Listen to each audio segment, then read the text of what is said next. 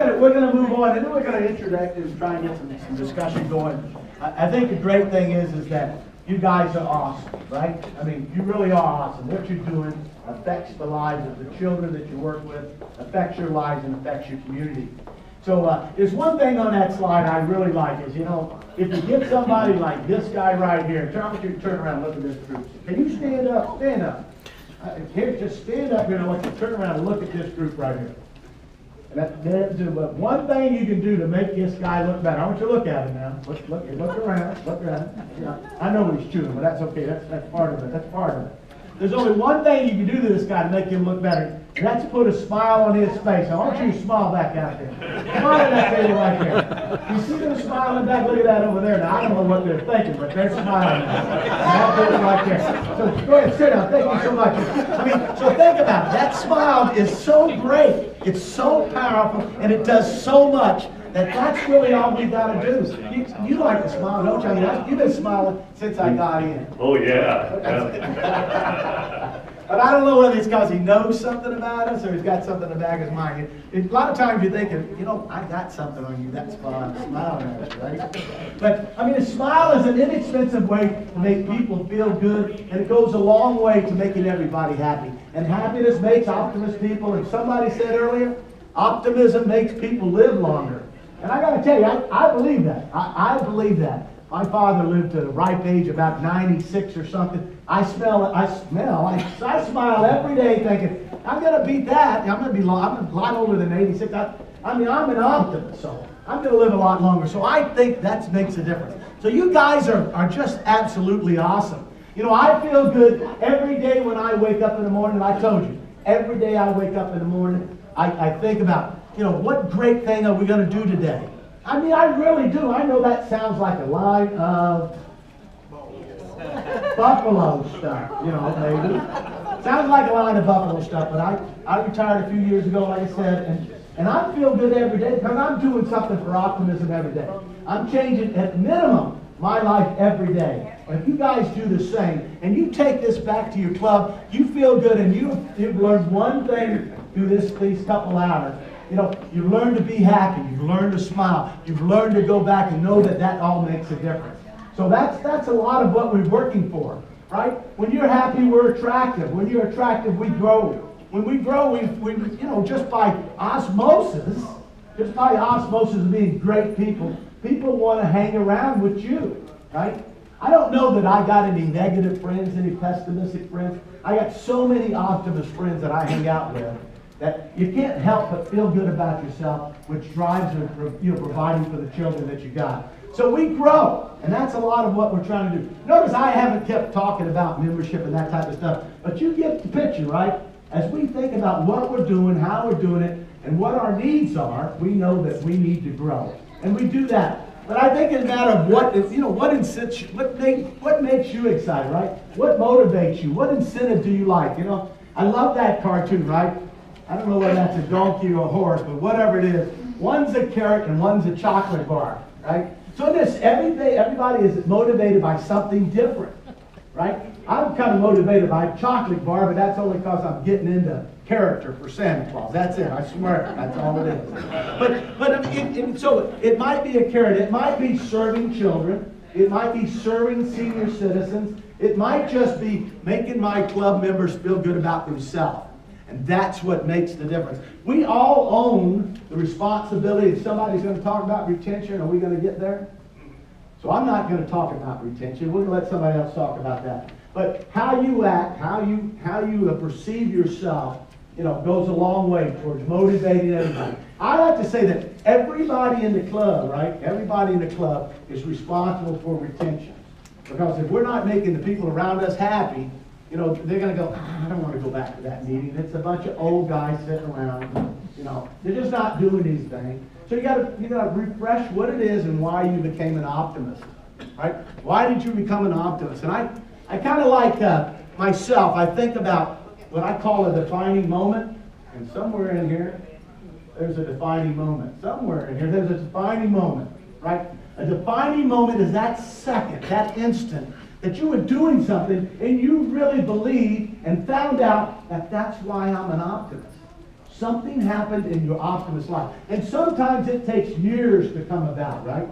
You know, I was an optimist for 8 years before I figured out that what we're doing truly makes a difference. You know, I was kind of going with the flow, doing the things that we do. And we had a golf tournament. We made $20,000 at a golf tournament. And we promised to give net 50% of that to the Children's Cancer Center in Atlanta, Georgia. So we made that $20,000, and it was exciting. I got to go over to the Children's Healthcare Center. I got to sit down there in the waiting room. So you know this is going to be some kind of story, right? I got into the waiting room, and I'm sitting there with a $10,000 check to give to the Director of Services for Children's Healthcare Atlanta Cancer Center for Children. And I'm sitting there, and I'm sitting next to a 6-year-old child. And you can imagine, I'm sitting in a cancer center, I'm sitting next to a 6-year-old child. My pessimism came out, right? You know what I'm thinking? This young gentleman is going to die. He's got cancer. He ain't going to make it. It's the worst possible situation that I can ever...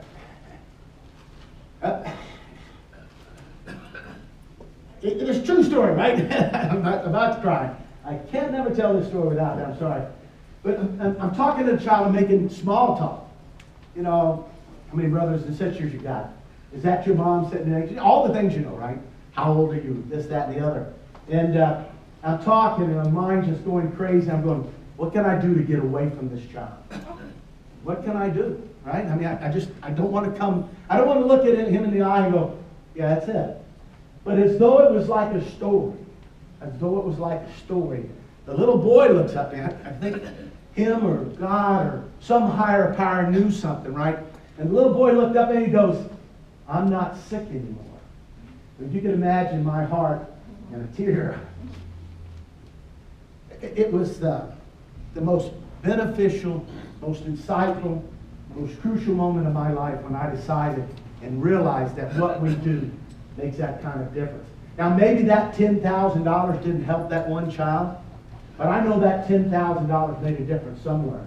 And that lady that comes out and took the money, she says it could have been $1, and that dollar can make a difference in a child's life. So us, right, we optimists, like the starfish. You've heard the starfish story? Anybody heard the starfish story? Like some have, some hadn't. I'll give you the short version of it. A child's walking down the beach. There's a bunch of starfish laying on the sand, and the little child picks up the starfish, and she looks at it and contemplates a little bit. She throws it back into the water, and she thought, what a great thing it is that I've done. I've done something phenomenal. So she goes home and she starts bragging to her mom and to her dad and says, I threw a starfish back in the water, and the mom and dad are real supportive. Well, that's great. And then she goes to tell somebody else. And they're looking at her like, are you crazy? There's thousands of starfish that wash up on this beach every day. And you're going to pick one up and you're going to throw it back in the water. What difference does that make? You know the answer, right? It makes a difference to that one starfish. What we do makes a difference to that one child. So never wake up in the morning and think that, you know, what we do doesn't make a difference, or I'm tired of doing it, because we're going to affect that one child. And I think that's a lot of what we do.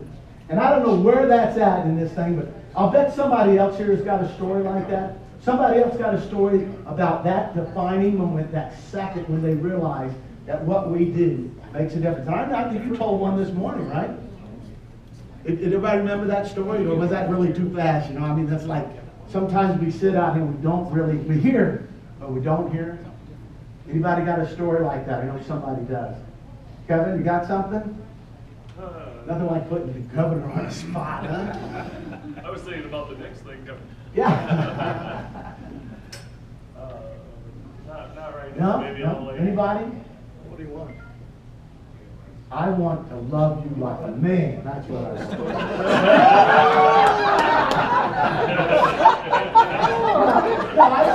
What I'd like to hear is, do you have something that changed your life as an optimist because of helping the children, the seniors, or yourself? Sure. In 1988, I was president over at Valley Springs, and we have this big Youth Appreciation Week, and it was new. They hadn't had it before, they didn't know what the heck we were doing, but we decided to have it in the afternoon of their Christmas program and make awards that the teachers had picked individuals, kindergarten through 6th grade. Well, they started announcing and got down to the 6th grader, and this big hefty kid, really hefty kid, sitting in the back row, leaning back in his chair. Nothing ever happened to him. And they called his name and he fell over backwards out of his chair. He almost ran up to the stage. And, you know, I thought, well, that's really quite a deal. And all the grandparents watching and everything. So I get down to the barber shop afterward. And this little girl walks in and lays down on the floor. And she's watching the TV. And pretty soon she looks up at me and she says, "Sure hope I get one of them awards next year." Well, we've never had the thing before, you know. But the next working day at the bank, the big kid's dad came in and joined Optimus Club. That's great, that's great. Anybody else? Anybody else? I mean, here's one and then we'll get you. We sponsor, in our club, St. Paul East Side, we sponsor Sandlot Baseball. And we bring these kids to the park that has been dedicated, a whole field, as the Optimus Club Park number 5. Some of these children have never played the game, have never held the baseball bat. And just to see the looks on their faces, and I think about it, and it's, you know, that song that we used to sing, red and yellow, black and white, they are precious in His sight. Well, to see these kids come together, build a team. We started out with one team, we now have 5, and it's both girls and boys together. And I'll tell you, just seeing that one little boy, little Indian kid, looking up at me with those big brown eyes and saying, "Thank you, Miss Jenny. This was really a lot of fun."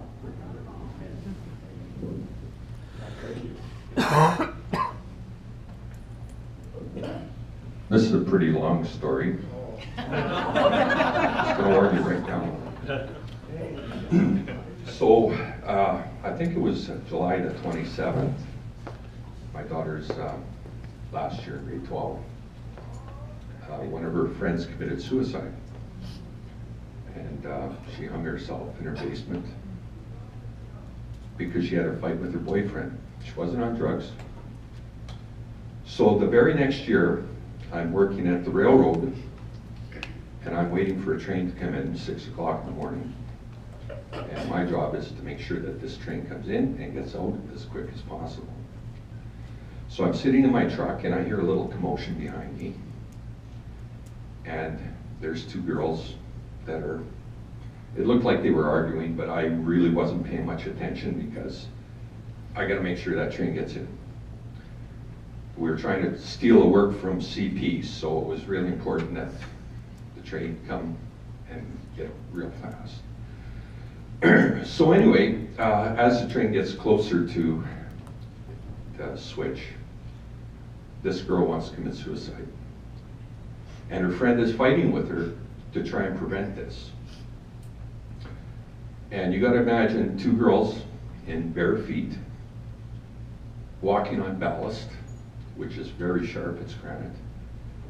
And this is all unfolding in front of me. And so I stopped the train, called the cops. I didn't sleep for 3 days. That was almost a year to the day after my daughter's friend committed suicide. So one of the programs that our club is pretty heavily involved in, and when we have the survey, they always talk about what is your favorite project. Our project is just Say No to Drugs.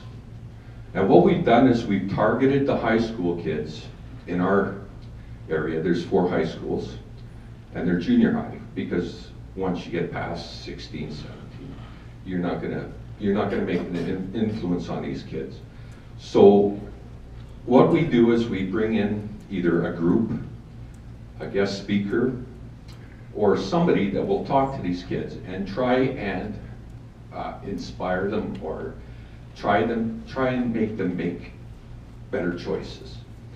So the one that I remember the most was, because we're up in Canada, we don't really see the border as a border. We invited a New York State trooper to come and talk to the 4 high schools in our area. He was writing a speeding ticket, and he got hit by a drunk driver. He had 80% of his body was burned. He didn't have ears. Half his face was melted. And the one thing that he said to these kids, he says, I know you're gonna make choices, but when you make a choice, there are consequences. And I just want you to think about those consequences. Now, I remember when I grew up, and we used to party, and we used to drive. But I just know that when my daughter was the age, when I was partying, they always made sure they had one person in their group that was their driver. And that person never drank, and they would take turns every weekend, and they would go out to the bar, but they had to have one sober person driving that group. Thank you. Anybody else? Here comes one. We'll take 2 more. 2 more. This is a story that keeps me in the Optimist Club, and why I joined and why I've stayed with it. And, Seven Oaks Optimist, this was a number of years ago, about 15 years ago now, I guess. We did a bike safety rodeo in conjunction with the police, and it was a community police station that we held it at. And it shows, I guess, sometimes the middle class thinking. It was a little girl, and we were doing it in a very poor area of the city. And she mentioned to the policeman that it was her birthday. And of course, his reaction was, oh, what did you get for your birthday? Nothing. Anyway, we had some bikes there for the kids that didn't have bikes to, go through the course and learn the rules. And we had, I think, about 8 or 10 bikes that we raffled off. And we had all the kids go inside the community police station, and we're sitting on the floor, and she was sitting right in front. And we got down to the last bike that was being drawn, and we called her name. And she's sitting there, and she says, that's me. And I knelt down in front of her, and I said to her, do you own a bicycle? She says, no. I says, well, you do now. Happy birthday. That's wonderful. One more. See where we're going, right? I mean, the stories that we have are so touching and so real. That's why we do what we do. And I know we all have stories that we can tell, and when you first asked, nothing came to mind, but the more I heard, the more comes to mind, which I'm sure is happening to every one of us. But our club works with a school that works with children that are not able to make it in the public school system. These are all children with various problems. And once a year, our club goes in and does a Christmas project with them. And a year or so ago, we were there and helped make little ornaments. And for years, we've had speakers come and talk to us about mentoring in the schools for our young kids that need an adult, influence, a good adult influence. And it's something that I've always thought I wanted to do, but never ever put my name down on a sheet of paper to say I would. So we were in the school making ornaments, and there's one little girl that was kind of a leader, I suppose you could say. Maybe not so much in the most positive way. A challenge. She was a challenge. She looked at me